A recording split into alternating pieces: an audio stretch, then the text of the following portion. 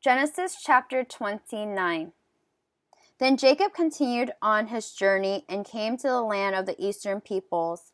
There he saw a well in the open country, with 3 flocks of sheep lying near it because the flocks were watered from that well. The stone over the mouth of the well was large. When all the flocks were gathered there, the shepherds would roll the stone away from the well's mouth and water the sheep. Then they would return the stone to its place over the mouth of the well. Jacob asked the shepherds, "My brothers, where are you from?" "We're from Haran," they replied. He said to them, "Do you know Laban, Nahor's grandson?" "Yes, we know him," they answered. Then Jacob asked them, "Is he well?" "Yes, he is," they said. "And here comes his daughter Rachel with the sheep." "Look," he said, "the sun is still high. It is not time for the flocks to be gathered. Water the sheep and take them back to pasture." "We can't," they replied, "until all the flocks are gathered and the stone has been rolled away from the mouth of the well. Then we will water the sheep." While he was still talking with them, Rachel came with her father's sheep, for she was a shepherd. When Jacob saw Rachel, daughter of his uncle Laban, and Laban's sheep, he went over and rolled the stone away from the mouth of the well and watered his uncle's sheep. Then Jacob kissed Rachel and began to weep out loud. He had told Rachel that he was a relative of her father and a son of Rebekah, so she ran and told her father. As soon as Laban heard the news about Jacob, his sister's son, he hurried to meet him. He embraced him and kissed him and brought him to his home, and there Jacob told him all these things. Then Laban said to him, "You are my own flesh and blood."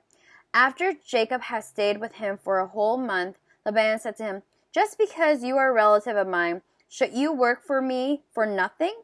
Tell me what your wages should be." Now Laban had 2 daughters. The name of the older was Leah, and the name of the younger was Rachel. Leah had weak eyes, but Rachel had a lovely figure and was beautiful. Jacob was in love with Rachel and said, "I'll work for you 7 years in return for your younger daughter Rachel."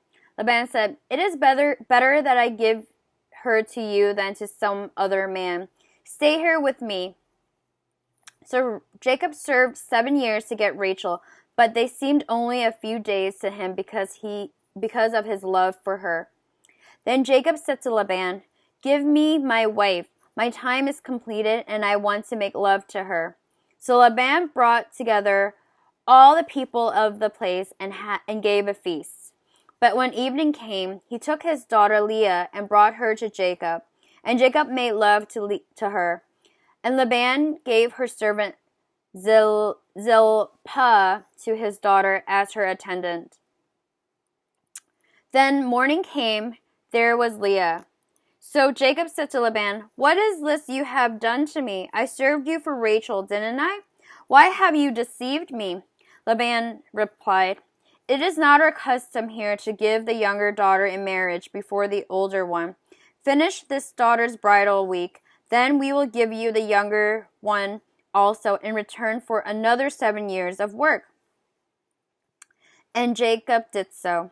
He finished the week with Leah, and then Laban gave him his daughter Rachel to be his wife. Laban gave his servant Bilhah to his daughter Rachel as her attendant. Jacob made love to Rachel also, and his love for Rachel was greater than his love to Leah.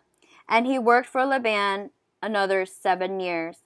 When the Lord saw that Leah was not loved, he enabled her to conceive, but Rachel remained childless. Leah became pregnant and gave birth to a son. She named him Reuben, for she said, "It is because the Lord has seen my misery. Surely my husband will love me now." She conceived again when she gave birth to a son. She said, "Because the Lord heard that I am not loved, he gave me this one too." So she named him Simeon. Again she conceived, and when she gave birth to a son, she said, "Now at last my husband will become attached to me, because I have bore him 3 sons." So he was named Levi. She conceived again, And when she gave birth to a son, she said, "This time I will praise the Lord." So she named him Judah. Then she stopped having children.